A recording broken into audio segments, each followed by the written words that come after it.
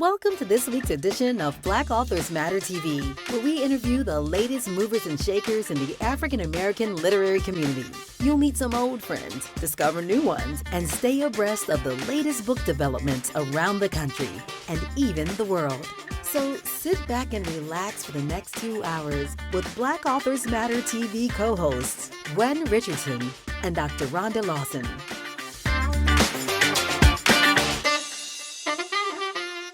Good evening and welcome to the latest episode of Black Authors Matter TV. I'm your host for tonight, Gwen Richardson, and my co-host, Dr. Rhonda, is running late with meetings at work, and she will be on a little bit later. She already contacted me about that. So we have an amazing lineup tonight of really, really great guests. And a couple of housekeeping notes. The National Black Book Festival registration is ongoing. The early bird deadline is March 31st, the end of this month. So if you want to register, the best time to do it is before or by March 31st. We're actually over 50% capacity, so the registrations are coming in pretty quickly. And we normally sell out by early to mid-summer, but it could be even earlier this year. So if you want to attend, please sign up. If you want to attend as a vendor, author vendor, or any kind of vendor. Also, our Black Authors Matter TV award show is coming up, and the voting process starts first. So all the people that have been on the show in the last 12 months are included in the first round of voting, for those of you all who've watched the show and seen our award show. So voting starts Monday, March 16th. And is it March 16th? Yeah, Monday is March 16th. And it goes for a couple of weeks. I forgot the ending date. But then we announced the finalists, the first round of finalists on the show, the first show in April. So anyway, that's it for now. And we're going to bring on our first guest. She is not a stranger to the show, but she hasn't been on for a couple of years, but she's been steadily writing, and she is on tour right now. I have my own personal copy of her book, Keeper of Lost Children. So welcome back to Black Authors Matter TV, Sadeqa Johnson. Hi there. So good to see you. Same here. And you've been really busy writing and touring. Yeah, it's been crazy. Yeah, this book came out roughly a month ago, right? Today is my 1-month anniversary. Okay. And I've been seeing your pictures on Instagram and Facebook of the events that you've been doing, very well attended events. And I think a couple of them have been in churches. Yes, which is amazing because that was the only space that could hold the crowd, was for me to have it at a few churches. So that's been really, I don't know, it's just been such a blessing. So where have you been with the book in terms of the tour, the cities? I've been everywhere. I started on the East Coast. I did Philly, New Jersey, New York, Virginia. I live in Richmond, Virginia, which is one of the church pictures that you saw, which was my opening. There were nearly 500 people at my opening event in Richmond, which was amazing. Right. Then I went to North Carolina. You're a hometown talent, so yeah, that's good that you got the hometown support. And I've only lived here 11 years, so like I'm an honorary hometown girl, but I guess I've been here enough to be a hometown girl. Right. Where are you from originally? Originally from Philadelphia. Oh, okay. All right. So I knew you were in Virginia now, and I'm from Newport News. I think we talked about that when you were Yes. So I'm very familiar with Richmond. I didn't spend a lot of time in Richmond, but we used to have to go through Richmond to get to DC. So when I was in college in DC. So my drive would always take me through Richmond, but then they built the workaround. So you didn't have to go, you don't have to go. So that's been years ago. But you used to have to drive through Richmond to get anywhere through the city. And so you've been to Richmond, you've been to North Carolina. You said what did you? Yeah, I was in a couple of cities in North Carolina, South Carolina, Atlanta, which they always show up in such a big way. And then last week I was in Houston and St. Louis and Cleveland and Indianapolis and Detroit, Wow, Chicago. Yes. And I just got wow. back from Toronto. I was in Canada over the weekend. I did an event in Toronto with my Canadian publisher. So I literally just got home last night and I leave on Thursday to go to New Orleans for the New Orleans Book Festival. Oh, wow. So do you have small children at home? Not anymore, thank goodness, because Okay, because I was gonna say my that's husband a will be lot. looking for a new wife if I Yeah, did. that's a lot to put on, a man.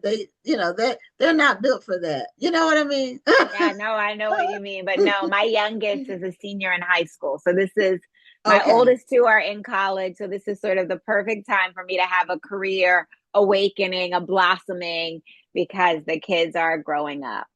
Okay. So are you writing full time now? I am, yes, I write full time. Well, good for you. Good for you. And your books are always so you pick a topic, you pick an emotional topic, Mm. something that people can really like clutch the pearls about. And then your character development is really, really good. Now I'm trying to remember. I know I read Yellow Wife. That was the Mhm. first book of yours I read. And I read The House of Eve. So do you have another book? So those are my historical. So my last three are historical: Yellow Wife, The House of Eve, and Keeper of Lost Children. Okay. Prior to switching to historical, I had contemporary fiction, Second House from the Corner, and then there was me and Love in a Carry-On Bag. So those were sort of my contemporary suburban drama novels. And then these Okay. last three have been my historicals. Okay. And see, historical fiction is my favorite genre. So I found you when you switched. The Yellow Wife was just an amazing book, and The House of Eve. They were both amazing books. And I still think the cover on The Yellow Wife is one of the best covers. Thank you. I It's, hear that a lot. it's an amazing looking cover because the cover is a metaphor, but it's also a gorgeous dress that she's wearing. So that's really what made it. I mean, it's an eye-catching cover. Somebody would Mhm. buy that book just for the cover. And Yeah, you can't say that about a lot of books. There's yeah. some just have regular covers. The Yellow Wife was amazing. So Oh, so thank yeah, I read your you. historical. So I haven't got a chance to read the new one yet. I have it, and I have so many books on my to be read. I bet. I can Uh, only imagine how hard it is being you, because it's hard for me to keep up with all the books that are coming out. it's and there's a lot of historical fiction coming out, which is Yeah, my it's been favorite a genre. That and mystery thriller. So there's lots of stuff coming out in both genres. And so tell us what this basic storyline, tell our audiences for Keeper of Lost Children. well, Keeper of Lost Children, I always have someone that the story is inspired by. Like Yellow Wife was inspired by Mary Lumpkin. The House of Eve was loosely inspired by stories my grandmother told me. And now Keeper of Lost Children is inspired by this amazing, amazing woman named Mabel Grammer, who I discovered just sort of doing a Google search for the House of Eve. She was a Black American journalist. She was living in DC. She married her husband, who was the chief warrant officer in the United States Army. They went over to Germany where he was stationed, and she was lonely. She didn't speak the language. She was a devout Christian, and so she was often in church. And these nuns, they invited her to an orphanage to volunteer. And when she got to the orphanage, she discovered a gaggle of mixed race children. Little known consequence of World War II was that there was an influx of African American soldiers who went over to Europe, to Germany, and they made relationships with German women, and they had these children. Well, the Black American soldiers weren't always able to marry their German brides because they needed to get permission from their commanding officers. And this is the 40s and the 50s. And so we're dealing with Jim Crow laws at home that they carried over with them into Europe. And so 93% of those officers were denied. Not only were they denied, but they were sent somewhere else in Europe or sent home, which left the German woman alone with this illegitimate child, this biracial child, which was problems for her. The government would take away her rations, they wouldn't support her, she would lose her job. And so these children then ended up in these orphanages. And Mabel Grammer, she wasn't able to have children herself because of a childhood illness. So she goes on and she adopts 12. She and her husband adopt 12 of these children for themselves. And then she's responsible for placing over 500 of these mixed race biracial children into American homes, both in Germany and also in the United States. And when I read that, I thought, why is she not a woman that we are celebrating for Women's History? Why didn't I learn about her, in social studies class and history class? And so I knew in that moment that I wanted to write a novel that was loosely inspired by her bravery and her contribution to these beautiful children. Wow. Well, Rhonda's joined us now. She had to work, so she's joined us. And Rhonda, I know you remember last week we had a guest whose father was in a concentration camp during the same period in Austria. A black man. And so it's just ironic that your book is about things happening during that same time period.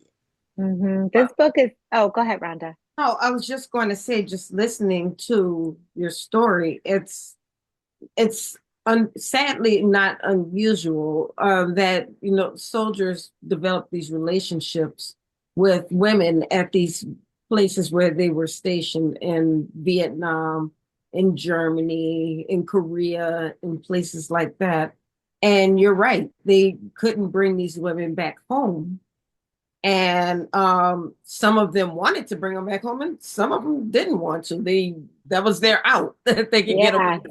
Yeah. And so, but then these women were, for lack of a better term, kind of stuck with these mixed race children that they couldn't do anything with. And you're right, they ended up in orphanages. I have a very, very good friend of mine who I don't know if you've heard of, you may have heard in your studies, Operation Baby Lift. There were all of these babies in Vietnam, and many of them were mixed race children. They were who were in orphanages. Their parents, their dad was a soldier, often a black soldier, and they were mixed race kids. And mother was a Vietnamese mother, and often they couldn't find the mother, so they were in an orphanage, in an orphanage. And she was one of these babies, and she wound up being brought to the United States. And she grew up in New Orleans and wound up becoming a model. She's a movie director now. She's doing so many wonderful things. Nice. She just happened to be adopted by a great American family when she came to the States.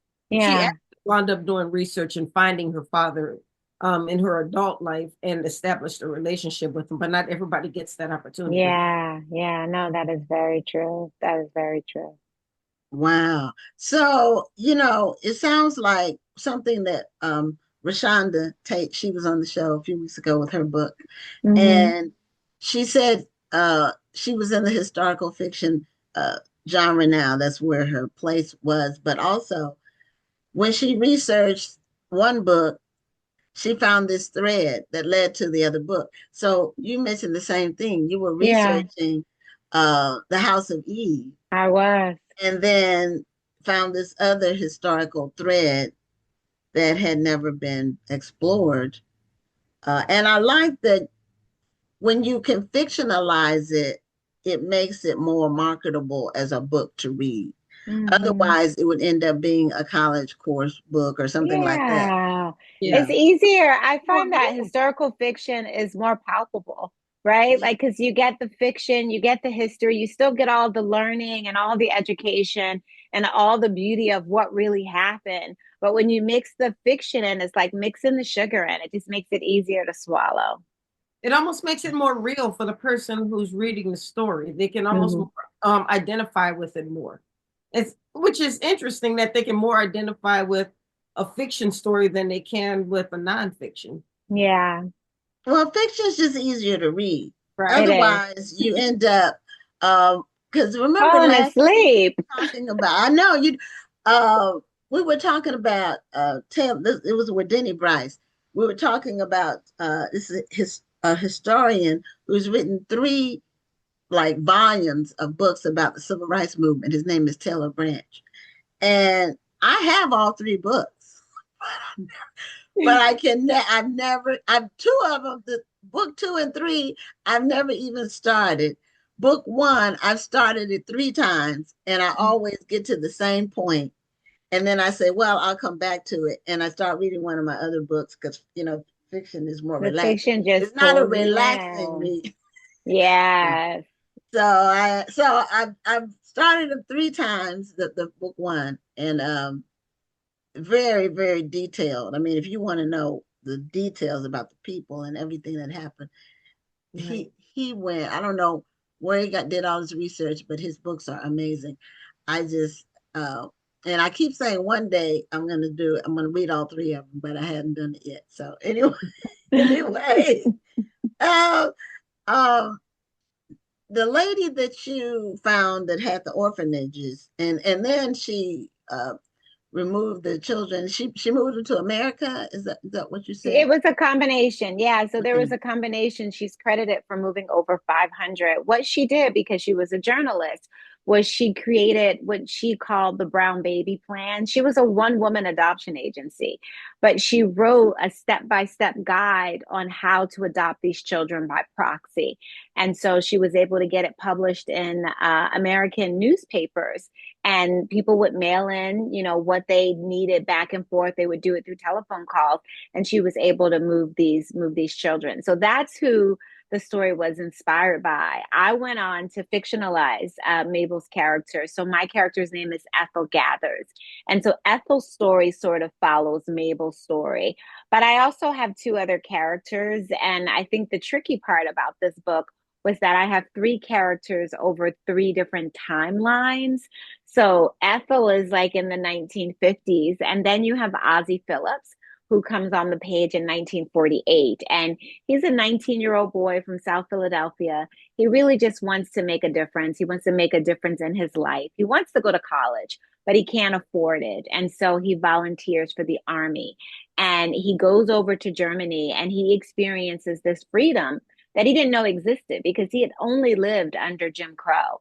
And so he has a relationship with a German woman, and this relationship sort of changes the trajectory of their lives together. And he was important to me because I feel like we have, there are thousands of World War II novels on the market, right? There are Mhm. documentaries, there are films, but the Black man is largely left out of that narrative. And I wanted to know, like, what was it like for him? Not only leaving America, but being in a place where the Germans didn't care that he was Black. They really loved Black people, but it was the American soldiers that kept reminding them that they're supposed to be in a certain space. And so his story was really important. So you get his perspective. And then the third character, her name is Sophia. And Sophia is about 16 or 17 when she comes into the story. She is this young girl living on a desolate farm, rundown farm in Maryland. She has these terrible parents who make her feel more like farm labor than an actual child. And she wants nothing more than to get off of this farm. Well, she's given a very rare opportunity to go to a prestigious boarding school. Her story takes place in 1965. And when she gets to the boarding school, she realizes that she's one of the first to integrate this school. And she didn't sign up to be a frontliner. She just wanted an education. And this introduces a host of issues for her and her friends. And so you have these three characters on three different timelines telling this one story. So it was a lot for me to pull together, but I think it came together nicely. Well, the other two books that I read were page turners. So you're right. Your writing style works for me because I was, they both, and they're not thin books. So, I mean, they're Yeah. not super thick, but the 400 pages or 350, something in Yeah. there. And so, they were they were both books. You stay up late at night and you know you have to get up early, but you need to Right. get to But you need to finish it. you need to keep going, and then you just fall asleep. I read physical books, so I'll be reading something, and then the book will fall on the floor. So that means it's time for me to go to sleep. Mhm, I've That gotten means as that you far were as already asleep, Glenn. yeah. Well, I've gotten as far as I'm gonna get tonight.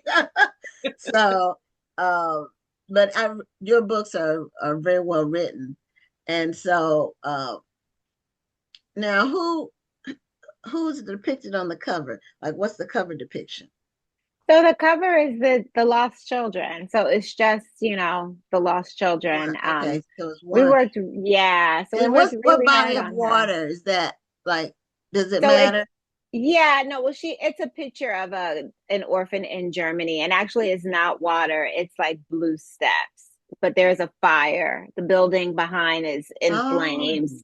So you see the okay. fire and the smoke coming up from the building. Okay, now I see it. I should. Mm-hmm. Yeah, I think I can see it. Yeah, on my book, I can see it better. I can see the steps, but on Yes. the screen, it looks like water. Uh-huh. So, um, what made you like? How do you decide how you're gonna craft the stories? Like when you find the thread in history that you say, okay, I want to focus on this. This is really be a great topic. What is there a formula you use? How do you decide how you're going to create your characters and develop them, and then have them interact, intertwine Yeah. the story? I don't write formulaically. I really have to be led. I really feel like I said, the stories choose me. My job is really to be the conduit, to let the story sort of flow through. So I'm following the characters. I start with an idea, and then I will write a synopsis for the story that has a loose beginning, middle, and an end. And then from there, I'll sit down and I'll break it down even smaller. So I break it down by parts. This book is 4 parts. And so I'll break it down and say, in part one, this needs to happen. Here are a couple of plot points, and I'm trying to get here. So I have a bit of a roadmap when Okay. I'm writing my stories. Sometimes I know who the main characters are right up front, and then sometimes they surprise me. Like when I was writing The House of Eve, I really was focused very heavily on Ruby. And so I was just going to tell the story from her one point of view. But I was sitting in my office one day and I just felt this presence come over me. And it was strong, it was defiant, it was insistent. It was Eleanor. And she said, Sadeqa, I need your help. I need to have a baby. And I thought, oh, where did you come from? And so I had to figure out, like, if I was going to invite her into the story and see if I can make this work with a 2 point of view character. So that was my experience with The House of Eve. But with Keeper of Lost Children, pretty much from the beginning, I knew I was going to have Ethel, who was inspired by Mabel Grammer, because she was the thread for the story. Okay. And I ran into my great uncle at a family reunion, and he's 94 years old. And he was in the Air Force around the time that the story took place. And I was asking him questions about, what was it like being in the Air Force during the Double V campaign? And, how did you feel with Jim Crow America, but you were in Europe and you had this freedom? And so listening to him sort of got me thinking that this perspective is left out of the narrative too often, and I wanted to be the one to tell it. So I knew he was going to be in the story. And then with Sophia, I think I have this propensity to write these coming of age girls who everything is stacked against them, but they have this fire burning in their belly, and they know that they're supposed to be something else. You see it as Phoebe in Yellow Wife. You see it as Ruby in The House of Eve. And now it's Sophia in Keeper of Lost Children. Well, your description of your process is just really as a fellow writer, I really like the way you think and put your stories together, and one thread leads to another. That's a lot of times that's what happens when you start off with the beginning, middle, and end. It doesn't always it's not always a straight line. Yeah, no, it's not. And the end is not always the end. Like I will have Right. an idea of what I want the end to be. And then when I get there, I'm like, ooh, that wasn't it. I have to feel my way through it. It's always good to have that plan. So you may have the plan before you start writing, but sometimes as you start writing, it takes you in a different direction. But because you have that plan, you're not going too far off of the beaten path. Yes, that's it. Absolutely. Yeah, now, one thing I wanted to ask you though, when you are writing about that relationship between the Germans and the Black soldiers, it can be a little bit complicated because on one hand, yes, you're right. There were some who didn't care what color the soldiers were. They saw them as people. But then you also still had the Nazis who still only believed in the pure Aryan race, so to speak. So you have a bit of that complicated dynamic. Did you go into that at all in your story? I didn't go deep into the Nazi regime because my story takes place during the occupation of Germany. And so the Americans had already sort of come in and was securing the space for the German people. And so it was sort of kind of in the backdrop, but it wasn't in the forefront of the story. Okay. So so a lot of that it kind of had happened already prior to the story starting. Yeah. Right. Because that backdrop is still kind of there, even in modern day Germany. Oh yeah. That backdrop is still there. I remember there were some Black women who said that they would walk around Germany and still feel invisible. Because they would even get bumped into and people wouldn't even say excuse me, even though I will say part of that is just kind of a culture thing. Yeah. Often people don't say excuse me when they bump into you. They're used to just walking and going about their way. My daughter got really irritated with it. She started pushing people back. I'm like, all right, beautiful, you can't push the people.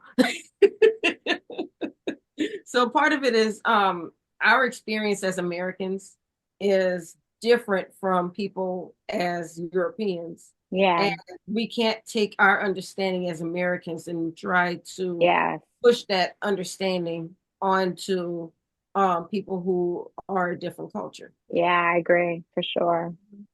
Well, one of our viewers, and we're at the end of our time, but one of our viewers, Lisa Smith, said she missed you.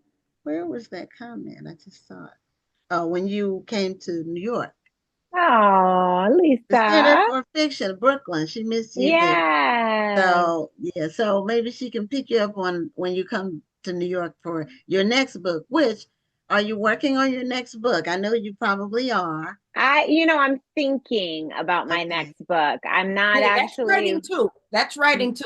Yeah. Okay. I am thinking about it. I have, this next idea that's come to me is still historical fiction, but it's the first time that place came and not the person. I usually am inspired by the woman, the ambitious woman, the woman who's been left out of history.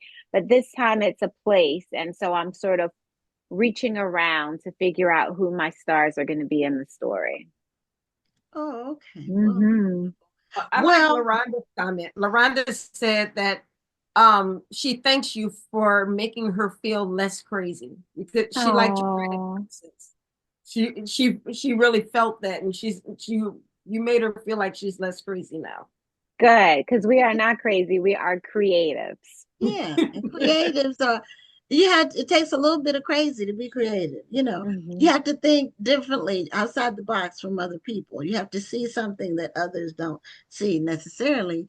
And your imagination just flows from that. So Hmm. thank you so much for being a guest on the Thank show. you. Congratulations on the new book. I can't wait to get into it. I don't know when I'm going to get into it.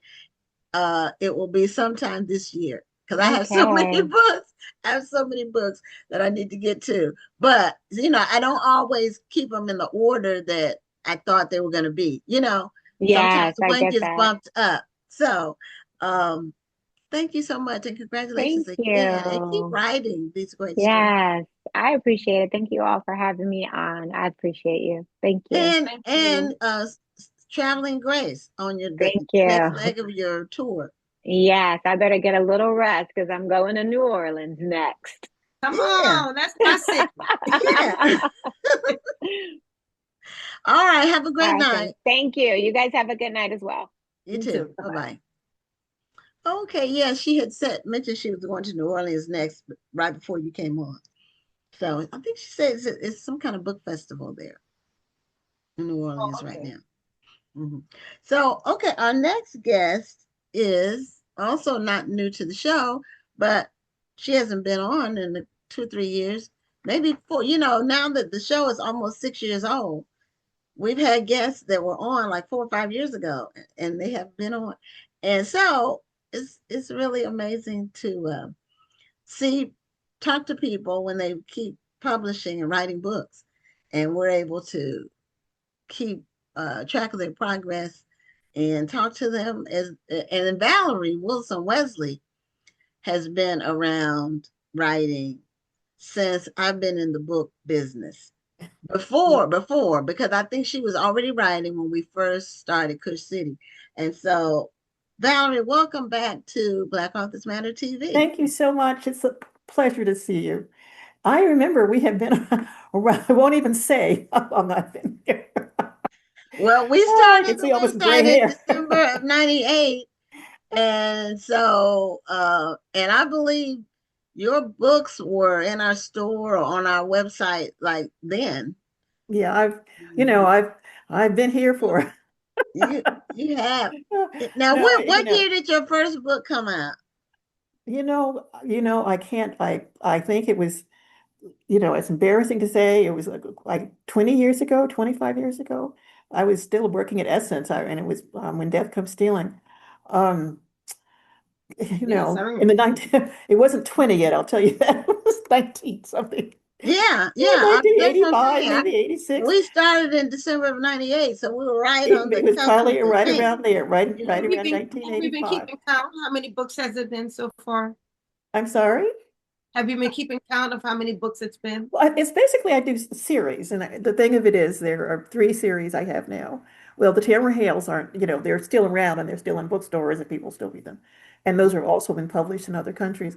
But then I have the Odessa Jones series, which is a lot of fun. It was cozies. And now there's this new Oh, one, which I'm okay. really excited about. And the Janetta, excuse me, Janetta, when the Janetta book, which I'm calling it for short, but with Harriet Stone. And I had written children's books as well, and some, and a paranormal, which I wrote under a name Savannah, well, Savannah Wells, but nobody knew it was my book, that was a big mistake to have done that. But it was fun to write. I like to write, and I've always enjoyed trying different kinds of I writing and think different you were kinds of on challenges. for that Savannah book. Savannah Wells, it was, I think it you was, were. When was that? that was it. That was, oh goodness, it was, how long ago? But I think that what happened was the publisher really thought that people would be looking for a mystery. So they didn't encourage, well, they told them, well, if you're going to do it, you got to do it with a pen name, which was a Mhm. mistake. Because I don't think they really understood how we read. Often, if we get a writer that we like, we tend to follow that writer, no matter what genre you're writing in. Yes. And so, and the Savannah Wells books they're fun and they were good and there was a new thing for me to do. But, and you know, there was a new adventure and then I went on to a different type of book. But this one has really been interesting and I'm really excited about it. And this is Okay. I'm working on the second book now of the series. So, Okay. which will probably come out next year. So, How would you say this is different? I guess I'm actually about to put the link in the chat. The Janetta series. Yeah, the Mysterious Death of Janetta Plum. Yeah, that one. Yeah. And it came out in December. Came out in December. Yeah. Mysterious Death of Janetta Plum. Right. First of all, I love her name, Janetta Plum. I can just say that. It's fun to say. Yeah, it just came to me. These names sometimes just come to you. And That is true. yeah, it was an interesting name and from nowhere, literally. But it's, and I said that has a nice rhythm to it. And she's an interesting character. Of course, if you had a chance to read the book, you may know she's not around very long. So that's the that's the one problem. But she lingers. Her presence is in all the books to a certain extent because so much revolves around her and her relationship to Harriet and just the history of what's happened to their family. And that is something that I think is it's kind of writing a series. You start and then you kind of go on and on and on. And that was with Janetta, but but she's a memory to everybody. And the brownstone, of course, was her brownstone. And but that was but there's always references to her, of course, in the rest of the books in this new series. Do you have a copy of the book handy? Yes, I do, as a matter of fact. But I think when I hold it up, it's me. It'll be on I have the blur thing on, which I've never done. Put it close to you your have body. To put it right in front of you because you have your back. Close to your body. Like, yeah, okay, cool. Almost there. Yeah. Is that okay? Yeah. Yeah. Okay. Yes. There you right right in front of you. It's not really the hardback. I should get the hardcover, which might be a better look. Okay, but at least people know what they're ordering. They know what they need to look for. Let me get the other one, which is it's the same book, but just because it's right here. Okay. It's simple get it. And okay, so it's in paperback and hardcover. No, it's in hardcover. Oh, it's in hardcover. Okay. Oh, okay. Well, that's great. Yeah, I'm excited about the hardcover. Is this your first hardcover? Is this your first hardcover? No, all the other mysteries were hardcover. See, I always saw them in paperback. Maybe that was when I became. Yeah, that was this will at some point come out in paperback and of course in audio, but the posies were all in paperback, and but this was a hardcover. So and the next one will be a hardcover, and I think that as long as people in audio, which is also exciting because it's become the big, and it actually was considered, it got very good reviews on the audio thing, but it's, and at this point, all the Odessa Jones, as well as this one, is an audiobook as well. So that's interesting. Yeah, that's whenever they say the book business or book buying or book reading is dead, then they miss. There's always a new thread. Like, when ebooks first came out, and now audiobooks are a growing thing that some people do instead of reading. Some people do side by side. They'll listen and read. Rhonda's a big audiobook listener. Yeah. And you can, with an audio, you can drive and you can listen. Right. And you can do other things and you can listen. I like to exercise while I'm reading. So you can exercise. So when I today, I didn't listen to anything today while I was power walking, but sometimes I'll take a break at work and I'll do an hour-long power walk.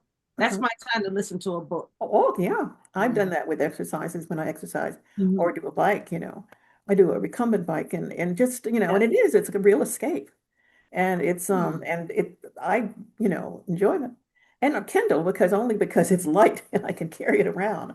So, that's always kind of a good thing. It's hard for me to concentrate on a book on the Kindle. I'd rather either hold the book or listen to an audio book. Well, that's what I've been trying to do this. I don't know. Yeah. It's just that's why I went back to physical books. I don't even know where my Kindle is now. About 3 years ago, I was reading on Kindle, but it's almost like it's not a real book. I No, know no, it I can't is, say but that. I think you it's know what I because I'm mean? trying to do it on my phone, now if or on my phone. Now if I were Oh, okay. to do it I on the never tried on to my read it. iPad, I Uh-huh. Mhm. because the iPad screen is bigger, Bigger. it Yeah. might be easier for me. Uh-huh. When I Yeah. was reading on my iPad, it was much easier to concentrate. I just think Okay. it's harder because it's my phone. Even though I have a pretty Yeah. big phone, as you can tell. Yeah. I wouldn't try to read a book on the phone. This is Well, some for me, stuff I it's don't do light. on my It's phone. easy to carry. I can put it in my It's bag small. and I can pull it out if I'm traveling. It's easier than, and lighter, Yeah. particularly as, To each it's his my own. just getting carrying it around and books can be very heavy. They And that's can That's one true. reason be. I So It you can just carry that's 10 books, Valerie, Mhm. with the iPhone. I mean You with can. the Kindle. You I'm can carry sorry. 10 books. I didn't hear you. No, I said if you're using your Kindle, you can carry around 10 I books. You can't can, yeah. carry 10 books, Well, 10 I don't have a particularly good iPhone. My daughter's finally got me a new iPhone for Christmas because mine was like 10 years old. I'm afraid Oh, okay. I'm I'm not going to surprised be it still works my because when it's grandson. slow, the battery dies. Yeah, That's the it main is. thing. The This is battery. my little, it's very small. It's bigger than the one I had. And my grandson, of course, had to show me how to load the thing up and he was showing me all Yeah, but it they is, but it's I'm second afraid that nature to them. yeah, so We I'm not have to think good with it. about it, but there is second nature to Yeah. young people, especially children. The children are like sponges; they just pick up on everything. I know. Um, Yeah. Well, he's so 19, but yeah. You said you worked at Essence. I was executive editor for a number of years. See, I never knew that. Did you know that, Rhonda? I feel like I knew that. I feel like I don't recall. I don't remember That was that. I before. used, I used to be a big Essence consumer. I mean, I used to subscribe to Essence. I was going to the Essence Festival. I was actually talking about the Essence Festival earlier. I was saying I liked it better in the early years. Oh yeah, yeah. It's gotten so much bigger and It is gotten. I was it there. feels impersonal now. I liked it better Oh yeah.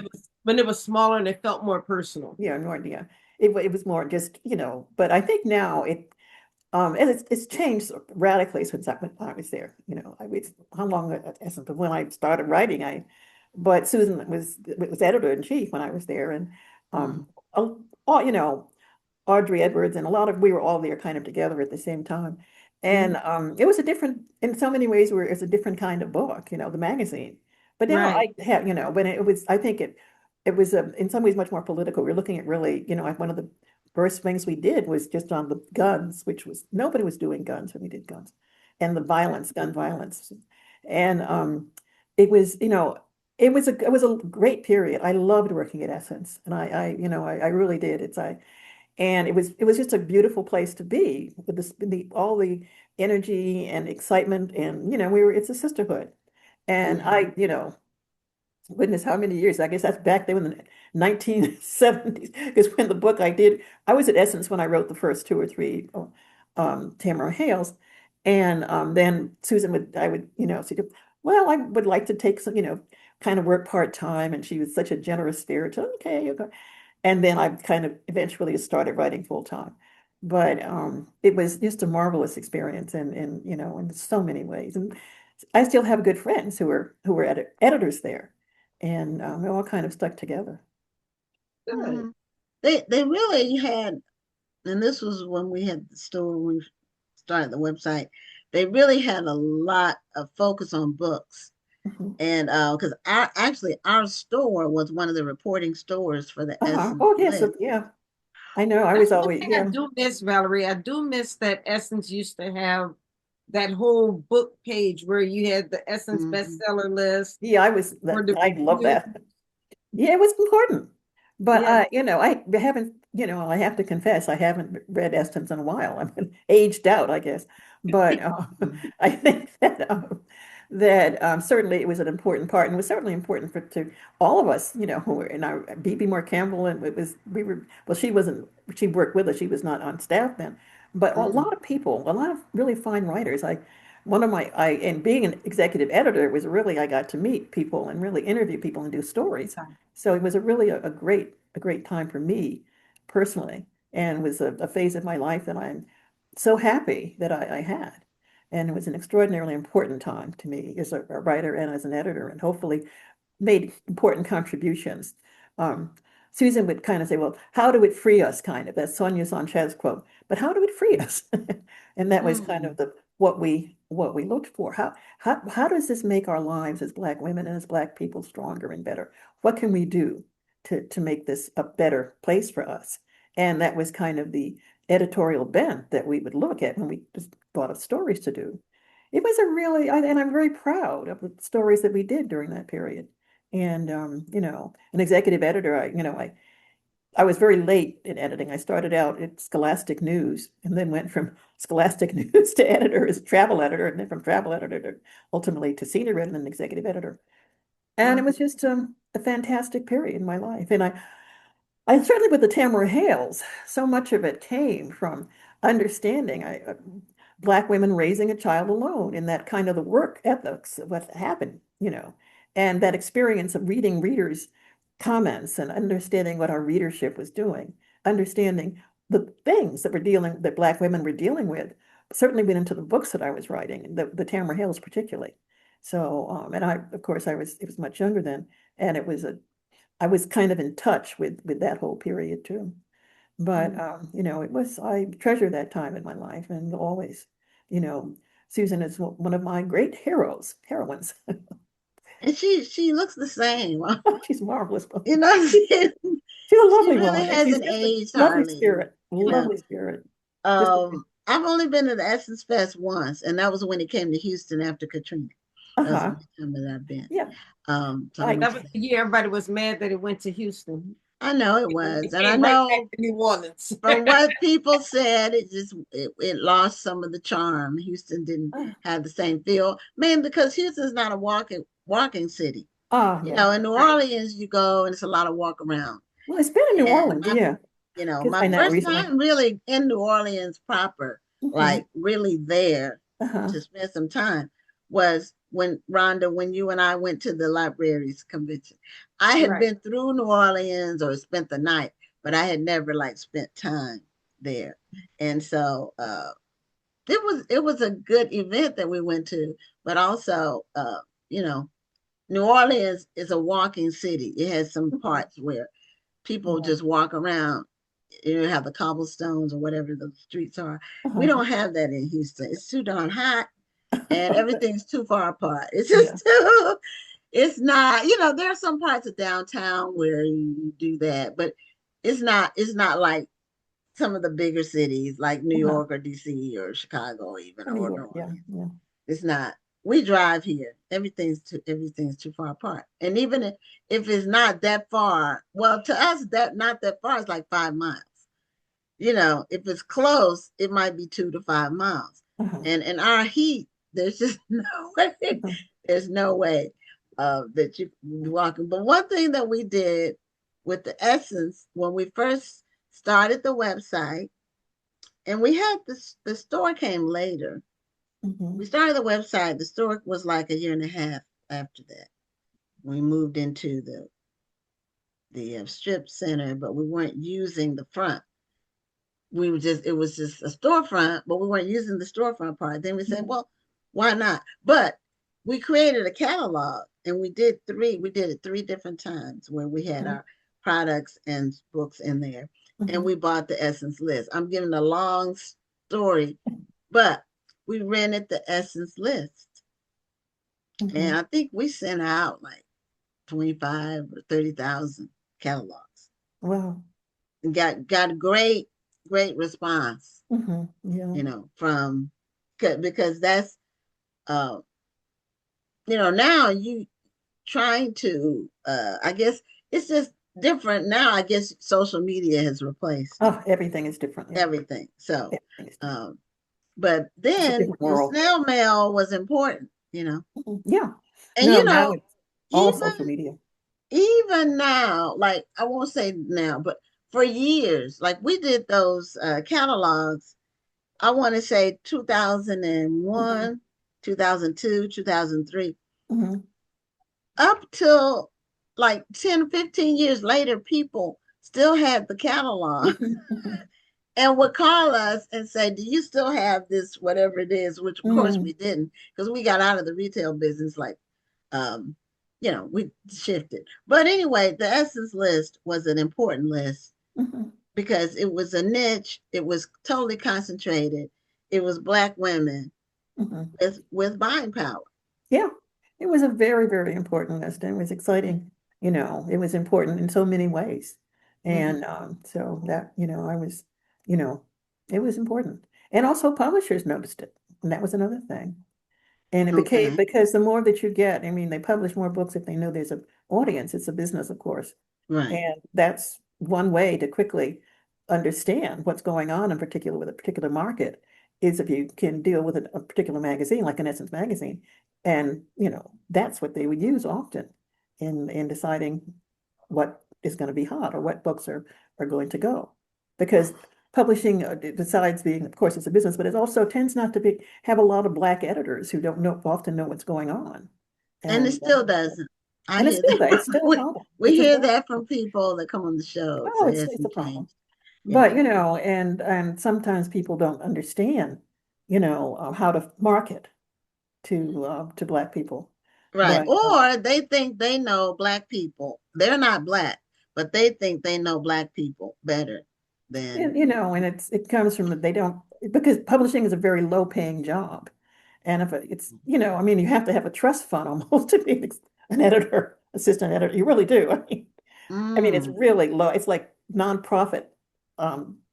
Wages. I mean, Really? really, Okay. oh yeah, it doesn't pay for if you're, I mean, it does, I guess, if you're a full editor, but if you're coming out of college and editorial assistant, it's very, very low. So, Okay. So it's more for the prestige.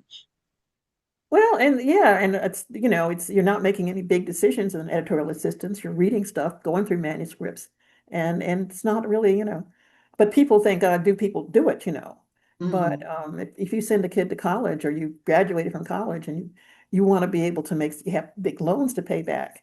So often they simply don't have the money to say, I would love to be in publishing, but it just is not it's not a career necessarily that Yes, really it's not enough to pay pays you my well. bill. Yeah, it's not for the money that you put into becoming, if you're going to be a doctor or whatever you're going to be. It's, and it's a lovely, like I said, if you have a support system, but if you don't, then, or if you have a child to raise, I think it could be something that you don't really, may not necessarily want to be a part of because you love books, and ultimately it's not about loving books too, but it's a business too. And that's what it is. I mean, it's knowing how to market, it's knowing how to sell a book, it's knowing how to choose, I was actually just talking about that. Often people start off writing books because it's a very solitary activity. They want to write a book. They're like, oh, I don't like to talk to people. I can do this over here by myself. And then all of a sudden they realize now they have to turn this into a business. They have to actually talk to people. They have to market. And they're like, well, I didn't sign up for all of this. I just wanted to sit over here and write my book. I thought somebody else was going to do all of that marketing stuff. And they realize they have to do it and they're not ready for it. Well, sometimes if you're independently publishing yourself, Right. if you're self-publishing, that's you have to do that. I mean, there's no question. But if a publishing house if you're publishing with or I guess a traditional publisher, they do some of it, but still you're expected to do things as well. You're expected to have a website, you're expected to be online, have some social media contacts, or have someone or hire somebody who can do it for you. And to get, and if you're really writing, you just want to write. And it's time consuming. I'm not a social media person, but I, am able to get things on. But it's not, I don't sit around on Facebook all the time. I simply can't because I'm going to write it. I'm writing, and writing is its own, very time consuming. Absolutely. Yeah. Now tell us a little. We don't have that much time left, so we want to learn more about the storyline for the mysterious death of Janetta Plum. I have written down because this is called an elevator pitch. Okay. The elevator pitch. People invariably will ask me, "What's it about?" So I don't know. So I've written it down. It's 1926, and Harriet Stone has lost her parents during the Spanish flu pandemic.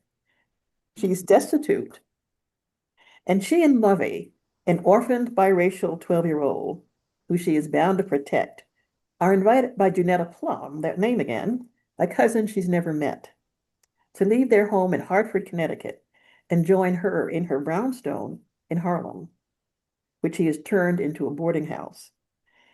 They have little to lose, and they head to Harlem into the sophisticated world of the Harlem Renaissance that Junetta inhabits.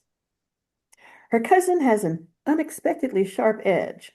Still, Harriet is determined to enter her new life.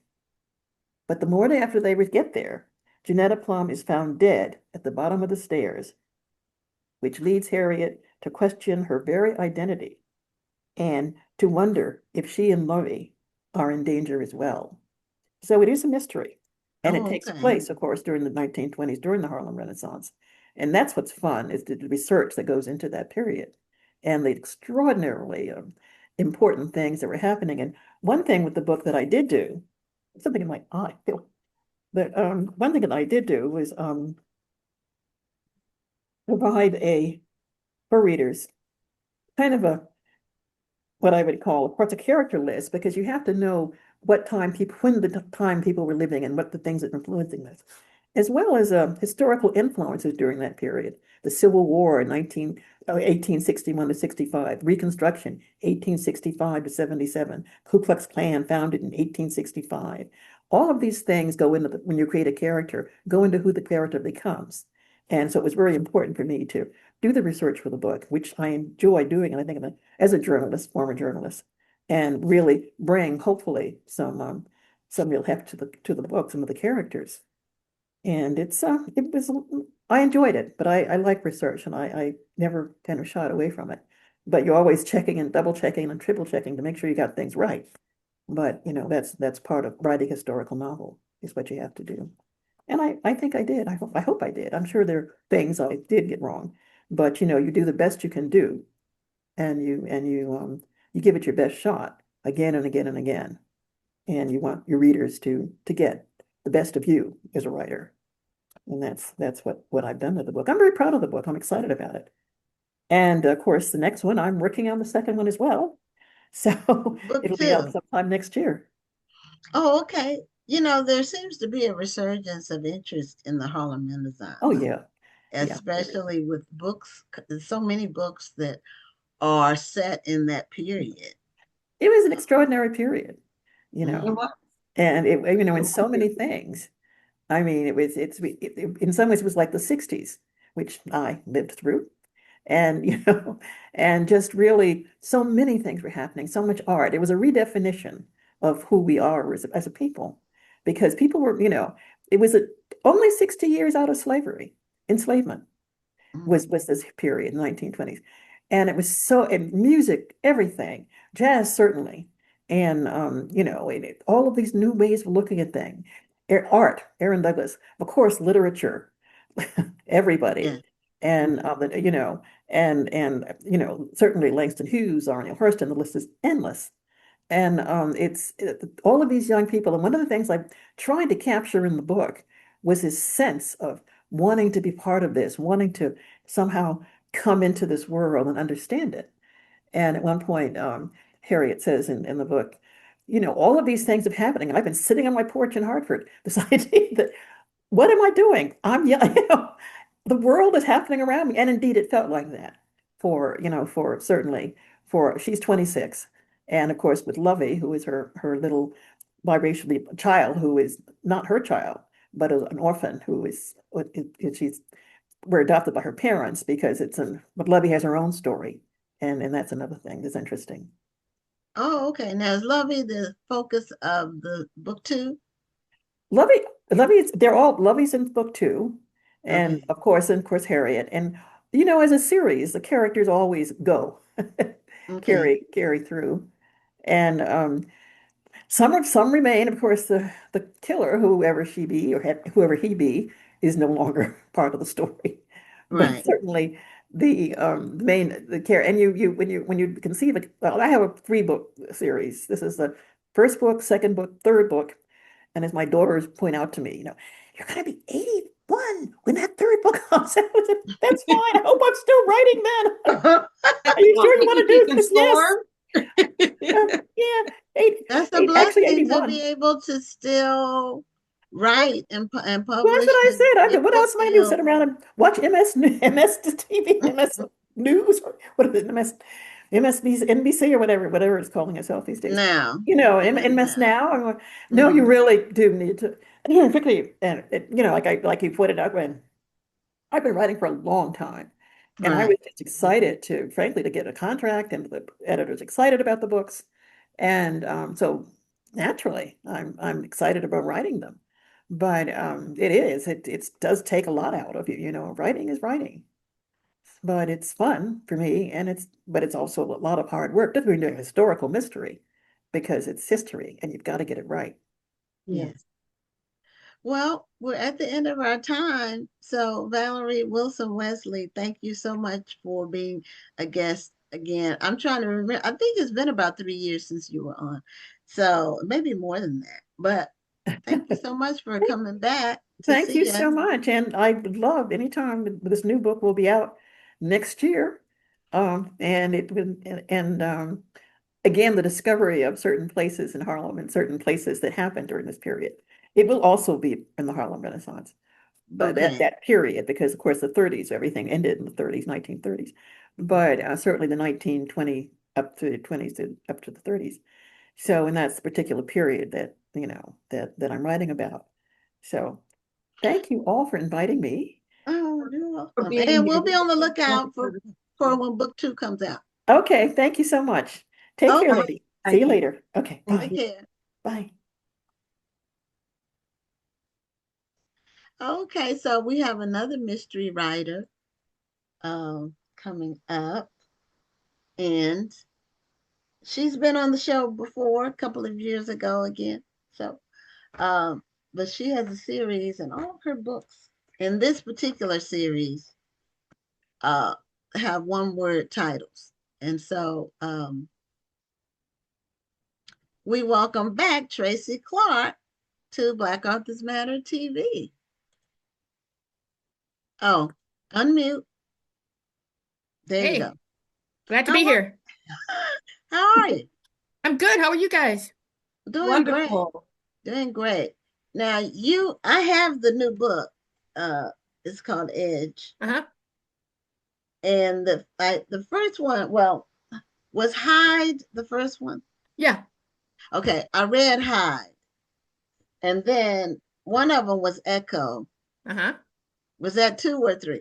That was 3. Okay, 3 was Echo. And what was book 2 was? Number 2 was Fall. Fall. Okay. So I read Hide. I didn't get to read the others.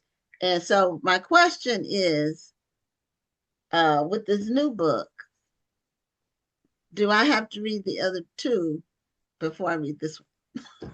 You don't have to. They sort of stand alone as the cases. The cases are different. The cops are the same.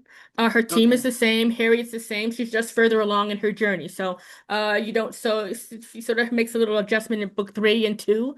So you can sort of pick up at 4. You won't miss that Okay. much. Lost is what you're saying.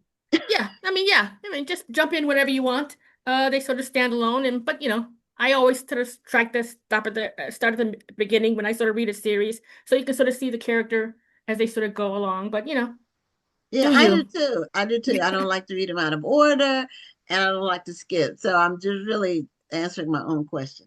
So, Whatever makes you happy. Whatever. now, for those who didn't get to see your interview previously, because you had such an interesting background about how you got started with writing, and you write crime fiction, Mhm. and but it took you a long time to get published. So, just as an update to the audience who may not have seen your previous interview, which has been 2 or 3 years ago, just give us a little background on Tracy Clark.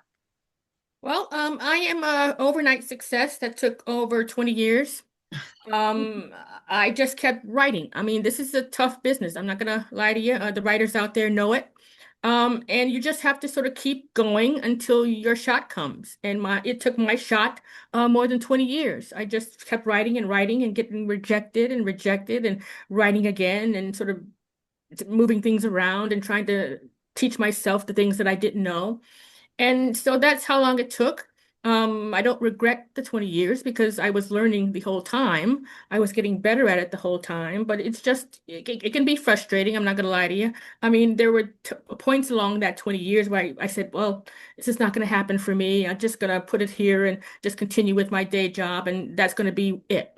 But there was just something in me that would not let it go. And I don't know if that was stubbornness or pigheadedness or just, I don't know what it was, but I just could not let them have it. I sort of had the feeling that I had something if I could just sort of figure out how to do it the right way. And so I just kept at it and kept at it, and it took more than 20 years. And now here I am on book, what, 9? I just handed the 9th book in. It seems to be doing okay, knock wood. Wonderful. And so I'm going to keep writing until they tell me to stop. A great Okay. story, and it's great inspiration for somebody who is probably in their own struggle process. What Yeah. what was that feeling that you had that pulled you back? I mean, were you sitting at your day job and a feeling hit you like I really wish I were writing right now, or did something hit you like, oh, I should write that down? What was it? You're absolutely right. I was sitting at my day job and quite satisfied with it. It's not a bad job, but there was always this feeling in the back of my head that I was wasting time, that I was letting time go by, that I was not doing what I was supposed to be doing. And that was the writing. And in fact, after that maybe millionth rejection letter, I actually put the manuscripts in my drawer and I locked the drawer. And that's where it stayed for 2 years. But all through that 2 years, there was something in the back of my head and in my chest that said, you are wasting time. This is what you should be doing. Get it out of the drawer, start again, and keep going. And that's what I did. And then in the Hallmark movie, that's where, that breakout moment comes. You take the thing out of the drawer, and out miraculously you get your agent and your book deal and everything. It took another 2, 3 years. All right, after the manuscript was out of the drawer, after that 2 years where I didn't touch it, it took 2 or 3 more years before I actually had an agent that said, I would like to represent you. And that it was a struggle, and I got frustrated at times. But I couldn't let it go because I thought I had something. I thought I was saying something on the pages. I wanted these characters out there in the world. And so I just kept going like the Energizer Bunny, and I just kept doing it. Yeah, determination separates the wheat from the chaff. Or, they used to say the men from the boys or the women from the girls. Determination gets a lot of people success Yeah. because most people quit. They do because it's a hard thing. I mean, Yeah. this is your baby, right? This is your heart. And Mhm. when people say they don't want it, I mean, that sort of knocks you back a little bit, but I had those inspirations out there ahead of me. Eleanor Taylor Bland, Valerie Wilson Wesley. I mean, these are people who I sort of looked to and read because those were the examples. And so I figured, well, they can do it. They've done it. They stuck in there and got it. I can do it too. And so I just kept going. Now, what made you settle on crime fiction as your genre? Well, I tried other things, as most writers do, but other stories, people always turned up dead. And I figured my thing was, sounds like it's going to be crime, because that sort of interested me. Not only the fact that it's sort of like a morality play, good versus evil, but you're trying to, as a writer, I think, understand why people are motivated to do horrible things. And I think that's basically what I'm sort of writing about every book that I write. Why did this happen? What impact does this have on the community and on cops and people who live in the neighborhoods? Crime sort of hits different in different areas, and meaning of justice is different in different areas. What may be just for you might not be just for the next person. And so I'm sort of reading those things out as I'm writing the cases that they're sort of trying to solve, but it's always about character. It's always about community. It's always about the world that we live in and how everybody fits into it. And so that's what I'm sort of struggling with for each book. Um, and sort of so far I've been pretty lucky about it, and I'm gonna keep going until probably until I drop dead.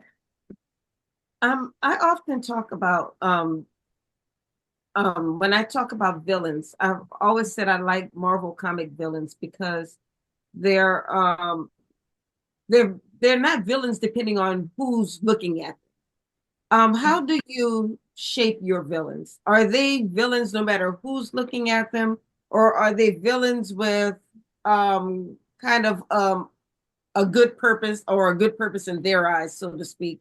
How do you kind of craft Mhm. them? I craft them as regular people because they don't see themselves as villains. They're Right, just working with the motivations that they have internally, however they were raised, what trauma they sort of experienced. Can be sort of twisted, but they're twisted in their own unique way. And they're sort of working their lives out as they see fit, and it may or may not fit with what society considers civilized or normal or lawful. And so I take it down to the character level. These villains, these bad guys, are not bad guys in their eyes. Okay, they're living their lives, they're doing their thing. This is what they need to do to sort of get by. And it's antisocial. It's something that civilized society does not accept. And that's the sort of play that I sort of work with it. So villain here doesn't consider himself one. Cops do, society does, the neighborhood does, because they're preying on innocent people. And so right. those two things have to come together in some kind of way. And there has to be some kind of resolution at the end. We don't always get it in real life. In fact, most of the times we don't. Um, Terrible things happen to people, and there are no solutions. There are no easy answers. In a book, you can sort of tie it up a little bit, try to make some sense of it, try to sort of, sort of figure out what's going on and why. But you don't get that resolution in real life, unfortunately.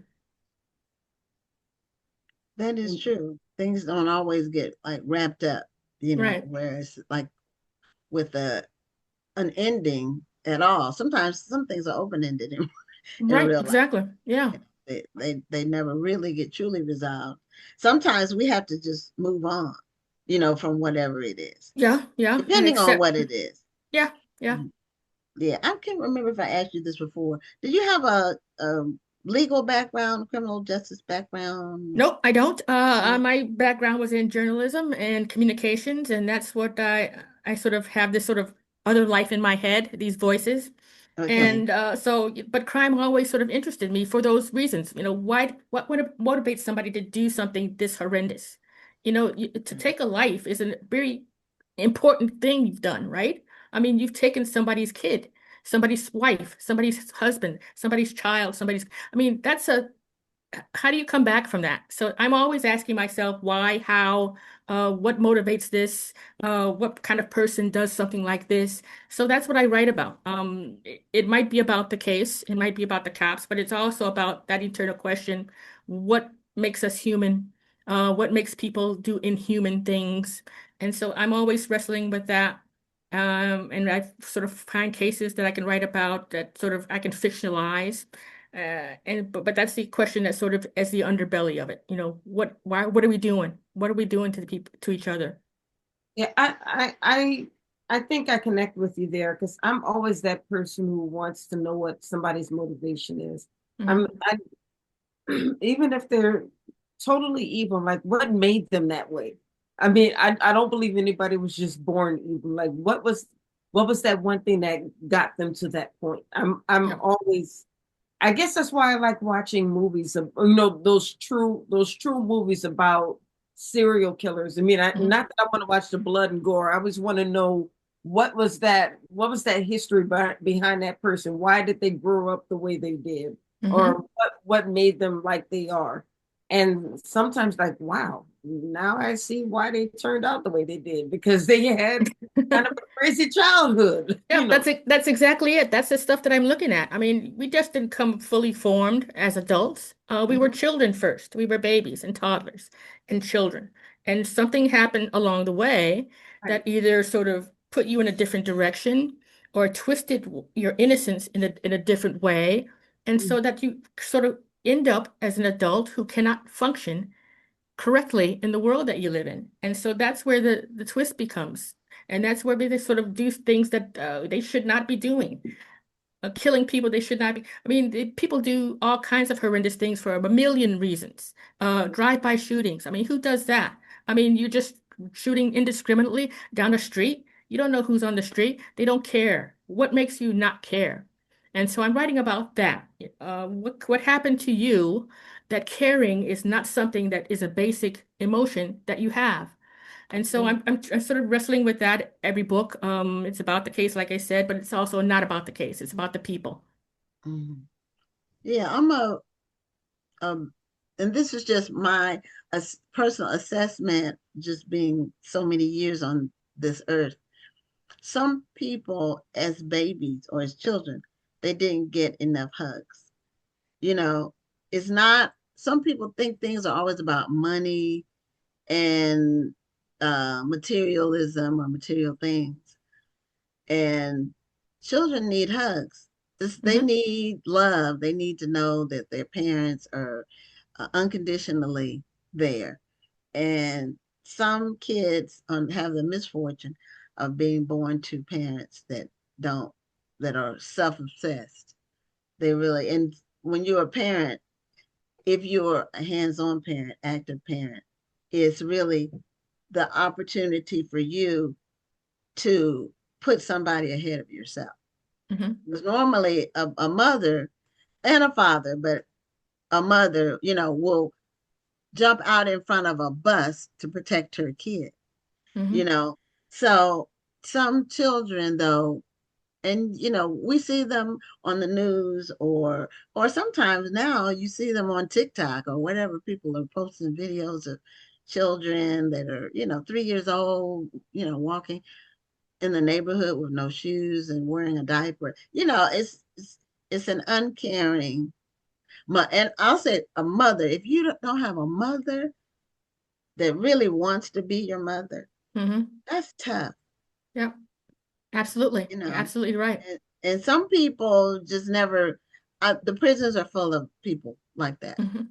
because, and it's unfortunate. It's just really a shame. Yep. But that's sometimes the mind of a criminal is they weren't loved, and so they're acting out that Mhm. being unloved. Or the opposite could be true. They could have everything. They could have everything. They could have that mother. They could Okay. have Who affluence. dotes on them? Uh-huh. And The and ones then okay. absolutely turn out the wrong way too. So there's no That rhyme is or true. there's no rhyme or reason to it. It's just I don't know what it's an That is individual true. sort of thing. It is. Um, I don't But know. some of those kind of people had a lot of materialism, Mm-hmm. but no discipline. Yep. And a lot of times in those situations, the parents aren't hands on because they hand their kids off to a Yeah. therapist or a nanny or somebody else. Yep. Yep. They're not Yep. really in there, Absolutely. raising them themselves. So, but now I think Rhonda watches crime fiction, true crime.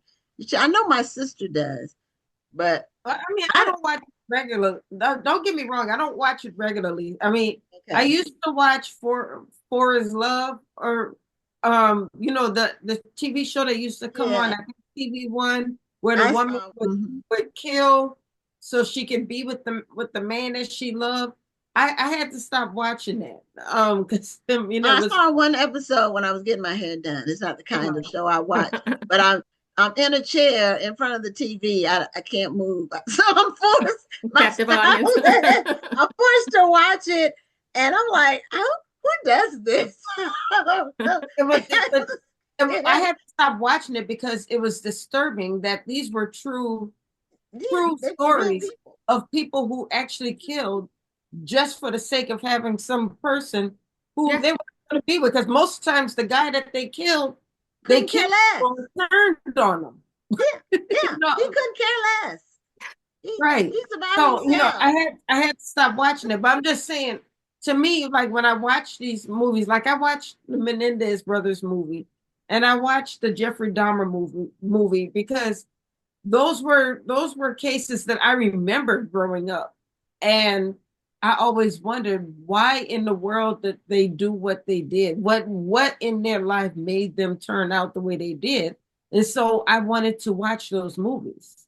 Um, but I think what was the Texas Chainsaw Massacre. I didn't want to watch the massacres. I didn't want to watch the killings. Mhm. I wanted to really see the history behind what made them turn out the way they did. I could almost turn when they started the killing part, but I just Yeah, needed. the Texas Chainsaw Massacre, I saw it at a drive-in movie that was next to a wooded area. It was scary because the whole thing took place in the woods. I was scared. That was a scary movie. I don't know about the remake because I only saw the original once, and I didn't want to see any more of it. But yeah, you just never. And I didn't want to see Jeffrey Dahmer. Just the whole thing was creepy to me. Just the idea of him doing the stuff he did. It was just some stuff I can't watch. I don't really like true crime. I like a scripted crime show, like with law enforcement or like I just finished watching. I just finished binging um the Mayans. So I love Sons of Anarchy. I don't know if y'all ever saw Sons of Anarchy. Excellent show. It was about a motorcycle club and stuff, the crimes and stuff they had to do, their personal relationships, the things they had to do to survive. But it was a lot of personal relationships. It's really well written and scripted, and the acting, the casting, everything was perfect. So they were friends with a Mexican bicycle club or motorcycle club called the Mayans. And so they did a follow on called the Mayans motorcycle. So I just finished binging it. It's just really, really, really good stuff. But they did a lot of crime. They were criminals, but they were really a bicycle club that used crime to finance their lifestyles. And it could be running guns, it could be drugs, a lot of killing, because it's competitive and you have to, somebody's always undermining betrayal, a lot of betrayal and things like that. But anyway, I'd rather watch a scripted crime show. Like I watch FBI. It's not as good as it used to be, but I watch that. Um, I like I like I used to like Law and Order, but not like over the years it got weird to me. But um, I like that. But the true crime, no, it's not for me. But your crime fiction is almost like true crime, like the true crime shows. Mm. Well, I Just try. yeah, I mean, you do a really good job of. People want to read them. I mean, I'm looking at your reviews. You have almost 1,800 reviews on your book 4. Mm-hmm. I was looking at even in the comments, Tony Bonita says she's read all 4 of them. Yeah. I mean, Wow. Well, thank you. Yes. So right now, people are being satiated. Like you're satiating people's thirst for these books. Well, I would like to hope that they're interested in Harriet because she's an interesting character. When we meet her in the first book, she's really at a low point and she's lost almost everything. And so during the course of this series, she's gotten a little better, but when she meet her in book 4, she's at the point where she can go no further. She has stuffed down so much stuff and not dealt with it that she has no more room for anything else, and she can't stuff anything else in. And so now she's at the edge of where she needs to be. She has to make a move. She has to do something that's going to help herself. So okay. And thus the title, Edge, yes. And so it's the name of the toxic drug that they're trying to find on the street, but it's also about her too. Her boss has mandated that she get herself some therapy. Get herself some therapy or don't come back. And if she doesn't come back, she has nothing else. She has just the job. She has nothing at her house. So if she doesn't come back here, where does she go? And so now we have to go, through the whole psychological thing and try to unravel all of this trauma that she sort of experienced. So that's what Edge is about. I don't know where we'll find her in book 5. Hopefully she'll be in a better place than this, but you have to sort of change characters as the series goes along. And she's made some, monumental, nominal changes. She's sort of shifted a little bit. She's not great, but she's better than she was. And that's like most human beings. I mean, we don't make monumental changes. We sort of make little creepy changes as we go along, 1 step forward, 2 step back. That's life. Things happen that are successful. And then we have, on the other hand, stuff that doesn't go well, and we have to deal with that. And so I try to make her as human as I can possibly make her, as sort of authentic as I can make her, emotional wise. And so I think that's what readers are sort of pinging on. I think they like Harriet, and they want to stick around to make sure that she is okay and she sort of finds her way. At least I hope that's what it is. At least that's what I'm sticking around for. I want her to be good. I want her to be whole. So her now I have to read 2 and 3. The storyline of the mystery she's trying to solve. Yes, yeah. So she's going along as the case goes along. People are dropping dead in the streets of Chicago because somebody has put out a toxic drug. It's taking all people from all neighborhoods, not just the poor neighborhoods where you're expected or where society expects it, but people over here on the north side, people in the suburbs are dying, and they have to figure out who's putting this drug out there, why they're doing it, and get it to stop. And so in the midst of that, Harriet has to fix herself. She has to find her therapist, and she has to sit in that tiny little room with this psychiatrist and talk about all of the stuff that she does not want to talk about. And those scenes were really difficult to write for me because nobody's talking in this room. The psychiatrist is waiting for Harriet to talk, and Harriet is sitting over there not talking. And so having to write a scene like that when nobody's saying anything is sort of a delicate dance because somebody's got to fake the first move. You have to really draw. You have to really draw. Man, yeah. Don't I? I mean, that's what makes it so hard for me. And I have to make sure that the psychiatrist is the right kind of psychiatrist because she would not talk to anybody. Harriet would sit in that room for 50 minutes and not open her mouth if I did not give her a psychiatrist that she could sort of deal with. So what I've given her is an African-American woman, an ex-cop who was sort of injured in the line of duty, who went back to school and became a psychiatrist. And now here is that person in the room sitting in this chair. Harriet is sitting in the other chair facing her, and now they have to have a discussion. And we started in book 4. It will continue in the next book when I pick her up because she said a little bit, not a lot, not enough to heal herself, but the conversation has started. So it started, I've given her the right psychiatrist, I put her in the right room, and now we're off to the races. Now she can sort of get to a point where she can move forward with her life and with her career and get it going. So that's the challenge for me for the next book. And hopefully I can pull it off. Or it could go wrong. I mean, I don't know. Let's skip this book 4 just because I want to read this scene. Well, see, I'm gonna have to read. I'm gonna have to do a cursory reading of the first book that I've already read. Then I'm gonna have to read 2 and 3 because you've already said that these things keep building on themselves, book to book. And I don't want to be in book 4 and not knowing what the heck is going on. So now, who decided about these one-word titles? I think it's really brilliant.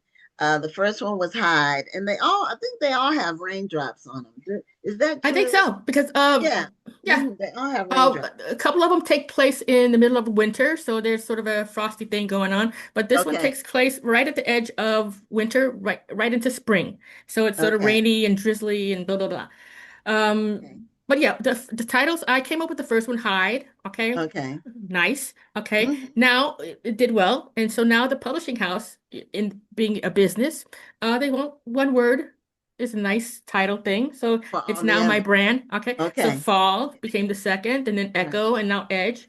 And not only the one word, but the one word, 4 letters. Okay. So I don't know what book 5 is going to be. I think I'm running out of 4-letter words here, but I can think of a few, but I don't think it's going to look too good on a no cuss word. On a book no of cuss words. Hi. Not H-I-G-H. We'll see. Oh, we make. Yeah. You never Can't do know. low. Low's only 3 letters. No. So, well, Tracy, thank you so much for coming back on the show. Well, thanks for Congratulations. having me. Your books. And yeah, Tony Benita says she read all 4. And Thank you, Tony. Tony's an avid reader. I mean, she's like consumes books like you wouldn't believe. And so if she says she's read all 4 of them, then that means I need to read all 4 of them. So I'm only on book 1, and I've only read that one. And that's been a couple of years ago when I read that. So I need to go back and review and then catch up with 2 and 3. But I love the 1-word, 4-letter branding. It's great. Yeah. And, so far it's working out. Life, because Harriet finally gets it together. Yes, I think readers are so happy that she's got somebody that she can talk to, and someone she can unload all of this trauma on. And so now we can sort of get somewhere. Now we can sort of put her life together again. I like that. I'm excited about it. Okay, well, yeah, Tony Benita, she said life, so that's good. So anyway, thanks, Tracy. Congratulations again, and continued success with your writing. Thank you so much. Have a good night. You too. Great night. Bye-bye. Bye-bye. Okay, so now we're bringing on our final guest, and she is new to Black Authors Matter TV. She's never been on before. She writes under the name Zee Renee, and I don't know if that's her real name. That's the name she writes under. So she writes more than one genre, I believe. I know she writes kind of romance, urban fiction is kind of in that vein. So do you go by Z or Zee Renee? I go by Zee Renee, both. Okay, Zee Renee, welcome to Black Authors Matter TV. Zee Renee. Hey, Zee Renee. Hey. But now I will ask you if you can do us a favor. I don't know if you can maybe tilt your screen down a little bit because you're like barely in the screen. Oh, that's better. Yeah, that's better. A little bit more would be even better. Yeah, it's going pan down because I guess I don't know if it's how my computer is sitting, but I push it back some. Is that good? You can, yeah, that's perfect. Okay, that's perfect. Yeah, so we can see your whole face, not just And I could probably take the advice myself, but because if I do mine, let me see. Y'all need to be like me. See how like I'm framed. So I'm I need to get a setup like that. The logo or the URL, I try not to cover it up. And if I do this, see, I'm covering up the URL. So that's my thinking with when I do my camera. But anyway, but I like the way you look, Rhonda. So let me say that. So anyway, so Zee Renee, tell us a little bit about your writing, the genres, the different genres you write in. How did you decide I'm going to be a writer in romance or urban fiction or urban romance, or what made you, and how long have you been writing? Because we haven't had you show before, so we're learning all about you and your motivations, and I didn't know you were that close to Houston. That was the other thing. She's in Richmond, which is like a far, like outer suburb. Yeah, I'm right down the street. Yeah, so I didn't realize that until I saw your information. So anyway, tell us about Zee Renee and what she writes and what motivates her. Yeah, so I've been writing, I just counted, I think it's 18 years. I write what I write because I was reading stuff I had no business to when I was supposed to be reading it. My mama used to have this big old bookshelf. She'd be like, don't be reading my books. I'm like, okay, I'm not. And I'm reading Zane and stuff at 8 years old. Like, oh my gosh, this is crazy. I know. I know.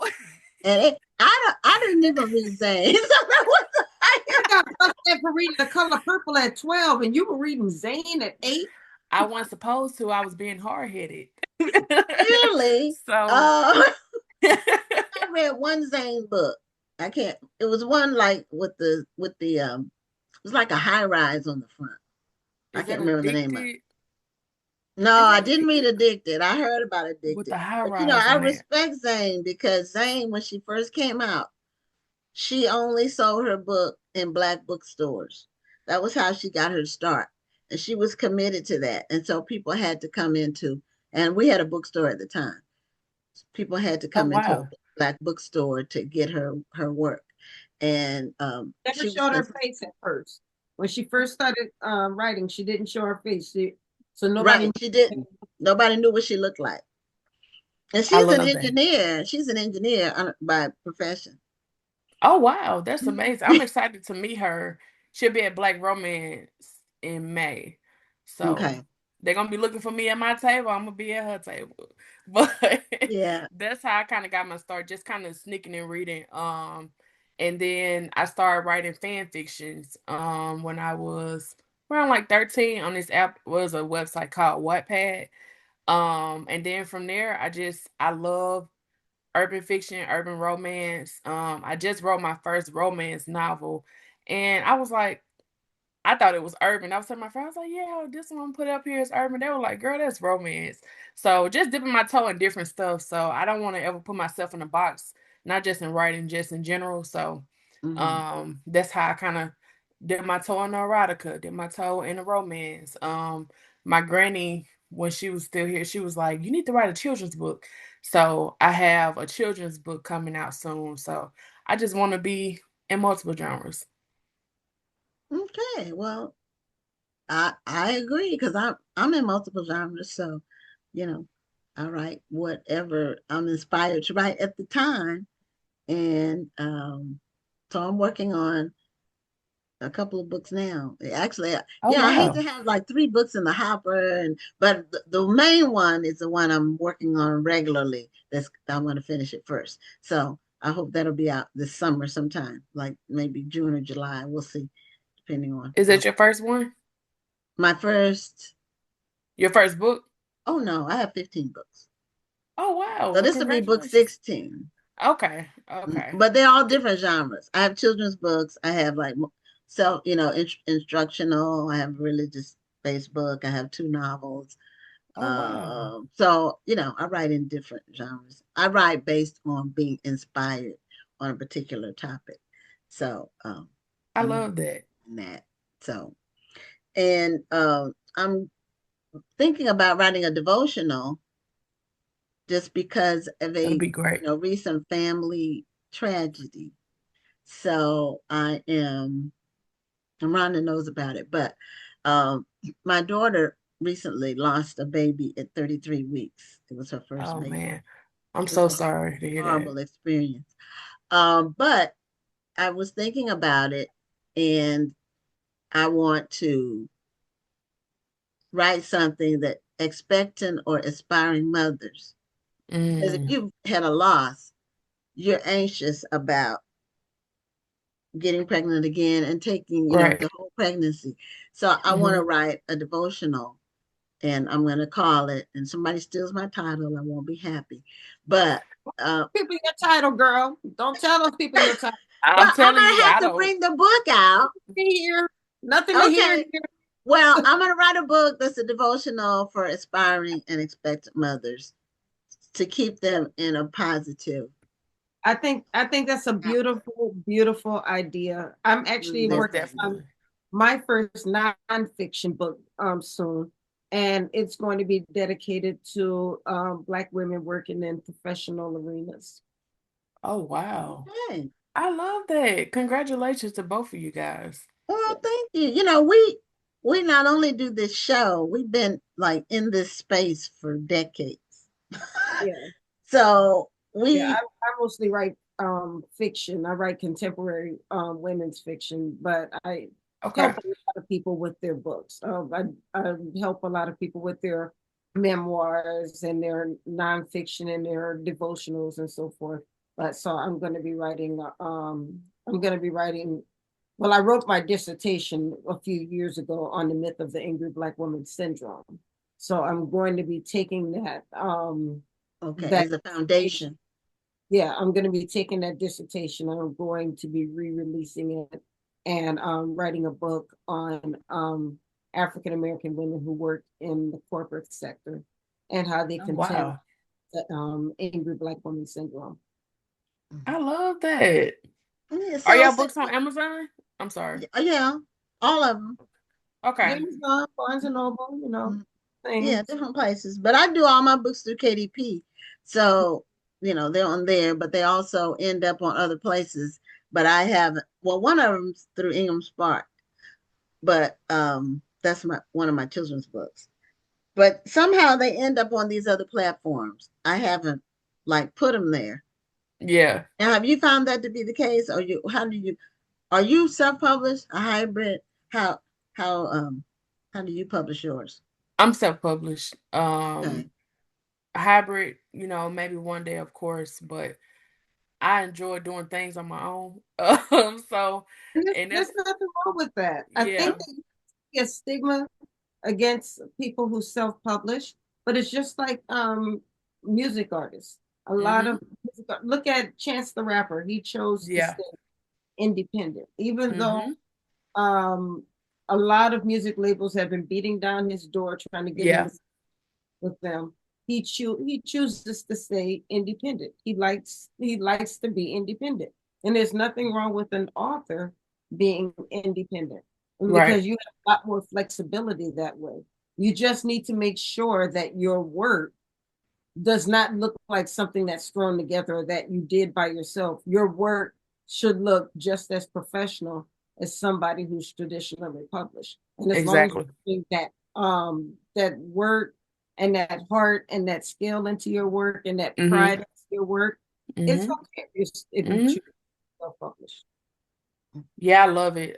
Just like you said, and I know, and I'm trying to say this in I know it's a pressure, right now in the community, like, oh, drop a book once a month. And it's like, I'm not doing that. I'm not just about to give y'all anything. Yeah, it's a Is lot of it pressure in the community, yes. And it's like, I'm not doing all once that. a I'm gonna month? Who drop can who when can come up with a story that quickly? a lot of people be dropping them like back to back, and I'm like, that's But are good for they them, good? but for Are they me, good stories? yeah, Wait, look, I don't are read and they- write. I literally stay in my own lane and it works for me.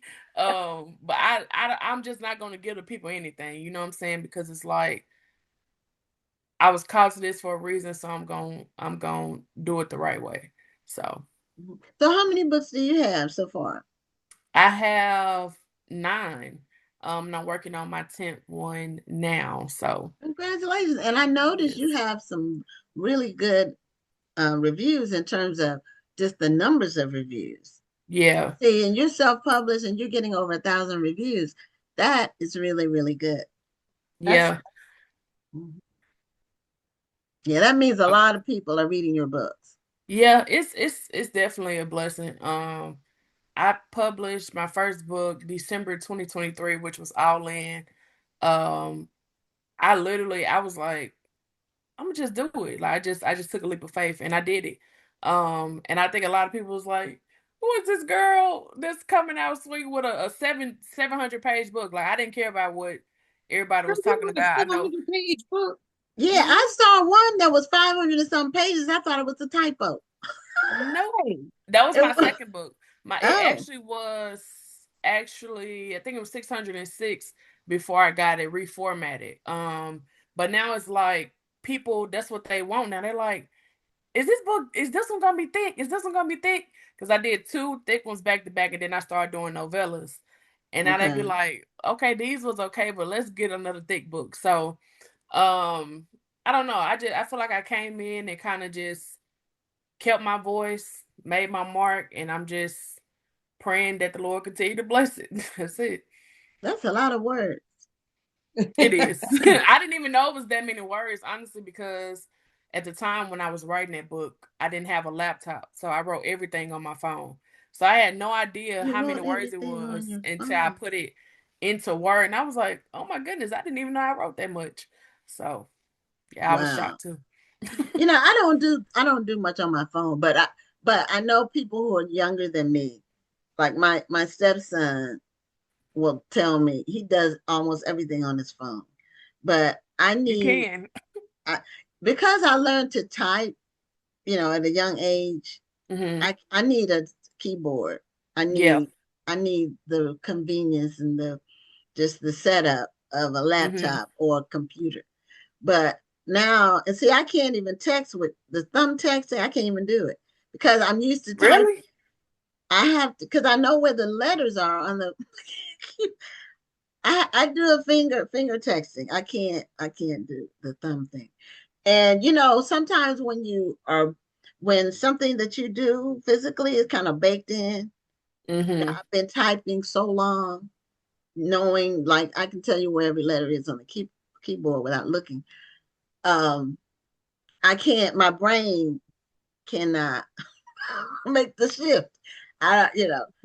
It's the human mind is an interesting instrument It is. because It you is. can get in a mode and it's hard to change it. And you have to. Now, I don't have a desire to change it either.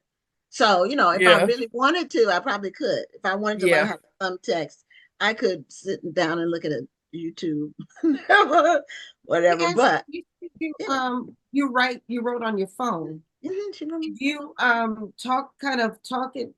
text it, or did you actually text? Nope, I typed the whole book on my phone except one scene. I didn't have a laptop at the time. They have an app on the phone that comes in iPhones. It's called Pages. And so I was just writing in Pages. At first I was just sending it to my friends, and then you can pretty much do, it's kind of like Word on Pages, and you can turn it into a PDF, a Word doc, or a Google Doc. Okay, It's so it's pretty like Google convenient. Docs. So how did you ever print it out? Did you ever? I never printed it out. When I decided I want to publish it and I finished it, I transported it to a Word document and just did it that way.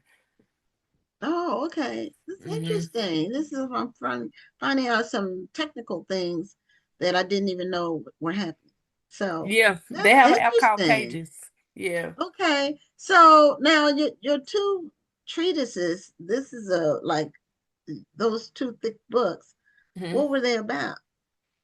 All in, all in. It literally, I'm a football girl, so I was watching football one day, and this player, he just stood out to me. I was like, I don't know, I just feel like he may live a double life, and I had never seen or heard of it before, and so I just let my imagination run with it. So it's about Kavion and Harley. The first book, it's called All In, and just the balance of life. She has anxiety. I see my mom battle with it. So I just wanted to write a story where Black women can be seen through the lens of whatever mental health, and knowing that they can overcome anything. I wanted to show something different with him. He also had like childhood trauma that he had to deal with, but while he was playing football, he was also living in the streets. So it was a lot of overcoming in that book. The second book is about his brother Kylo, and he had a lot of trauma from the same thing like his brother, but his was much deeper. I touched on suicide, depression, sex trafficking, a lot of different things in that book. And that one is, people will read the second book before they read the first book, because I was in a place of grief, and I feel like a lot of those emotions are in that book. So it's a lot of healing that takes place there. So a lot of different topics. The books are about a lot of different things. I covered a lot of different topics. Well, that's unusual to write a book that thick, because it's like the market seems to be moving more toward novellas. So that's why I was surprised. The market is moving toward novellas, but I think there is still a pretty decent sized audience that wants the thicker books. Especially because, and I think it's because I think we authors can be blamed for that, because we authors are still trying to charge people $25 for a book that's only 100 pages. And so like, if you're going to be charging me $25, it needs to be a thick book. So more authors are trying to go for the thicker books because they want to charge $25 for the book. Yeah.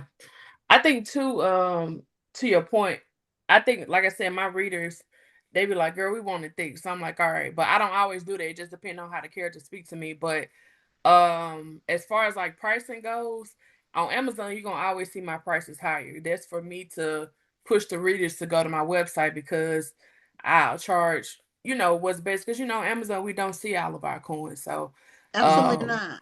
yeah, they always are priced higher on Amazon for me. But on my website, I'm not going to charge no $25 for no 100 pages. That's Right. crazy. But because the printing I've is seen like it. $2, But, Well, if it's Kindle, it's zero. If it's the ebook, there's no cost for yeah. production. You just upload it and that's it. So, but I think people don't understand the market. I posted about that a little while ago, just a short Facebook post that book buyers have budgets. Mm-hmm. Because I work with a lot of authors to promote their Yeah, we books. have to That's respect that budget. Yeah, you have to respect that. And I'll Mm-hmm. go when they give me their information. I'll go on Amazon and they got a hardcover book and they want to charge $40 for it, the hardcover version, to 25 for the paperback, and they're not even that thick. And so, you know, I'm wondering, do they really think that people will pay that? Or has somebody paid that and I don't know. The market, is what the market will bear. It's the Right. prevailing rate is what you charge. Mm-hmm. And if your book is, like Rhonda said, 100 pages or 125 pages, you can't charge $25 for paperback. Now, hardcover you could, Yeah. but that's still kind of high, but not a paperback. But Yeah. I see people charging ridiculous amounts. And like, for example, last week we had a guest that had a coffee table book. Mm-hmm. Those are always expensive because they're for your coffee table. They're big and they're full of photos that are Mm-hmm. expensive. So Mm-hmm. that book is $50. I looked it up. I put it in my cart. I hadn't pulled the trigger on the Yeah. cart. But it is But it's in in the that cart. my That counts as something. So now you also, we don't have that much time you have an event coming up called Yes. Plots and Pours. Yes, that's correct. POURS. Mm-hmm. So where is it? When is it? What is it about? So Plots and Pours was founded just to foster the connection between authors and readers alike. This is our second year. Last year we were under a different name called Pages and Prosecco. It was just a brunch style. We had about 60 to 70 people. This year I was like, all right, I want to go a little bigger, but I still want to keep that same intimate feel. So it'll be in 2 weeks. Oh my goodness. Oh, it's March coming up. 27th. Yes, March Okay. 27th, 28th. We actually just sold out of all Saturday tickets this past Saturday. So I was super happy about that. So we're expecting 250 people on Saturday, 120 on Friday. It'll be a mixer on Friday. It's called PJ's Kicks in Paradise. The whole weekend is tropical. So we'll come with our favorite PJs, our favorite sneakers on Friday. Saturday is Books in Paradise. Everybody have their tropical outfits, whatever that looks like. We have 24 authors, including myself. A lot of new authors. I think I have 6 or 7 authors. It's their first book event ever. We have, some more popular authors. We have, I was about to give some away. I don't want to give it away, but we're doing a lot of things that people don't even know that we plan. Okay. A lot of my team is my family because I like to bring people that see my vision and respect my vision. So I got people coming in, traveling in, and we're gonna have a good time. We've been working hard. We started planning. PNP last year was in March as well, and we started planning in May of last year. So for it to be Okay. 2 weeks away, I'm like, oh my goodness, this time really flew, but it's gonna be a good time. We've been praying, we've been working, we've been putting in the work, so I'm excited. Okay. Now, where is it going to be held? Friday is going to be at C Suite, which is on Westheimer, and then Saturday will be at the Domain. Domain 8208 is what it's called on West Park. They're about 12 minutes apart. So that's in Okay. Richmond, Texas, right? No, No, that's it's in in Houston. Houston. In Mhm. Houston, Texas. Oh, okay. Mhm. It's in It's the in Houston. Texas southwest. means I can't make it. Yeah. Yes, in Southwest. Yeah, It's the no, it's not southwest in part Richmond. of Houston. Yeah. So not where where I am, like where our event is in the Northwest. It's like 30 miles from where she's going to be.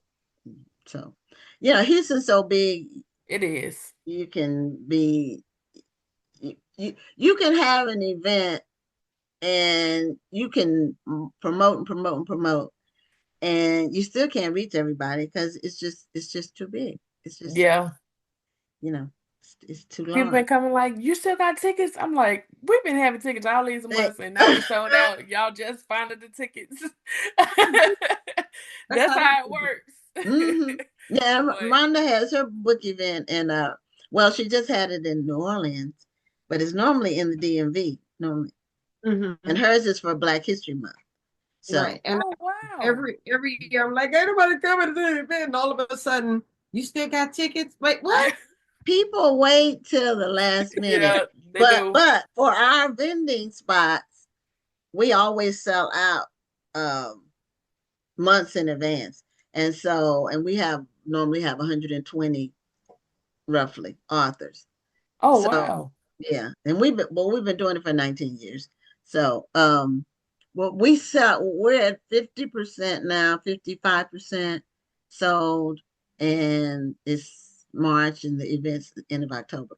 So we normally sell out by June. And then we could sell like 200 if we had the space. I don't think I want to deal with 200 authors though, but that's a lot of people.